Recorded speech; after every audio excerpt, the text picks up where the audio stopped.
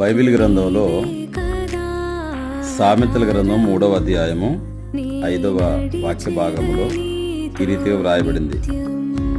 నీ స్వబుద్ధిని ఆధారము చేసుకొనక నీ పూర్ణ హృదయముతో యెహోవా యందు నమ్మకముంచుము.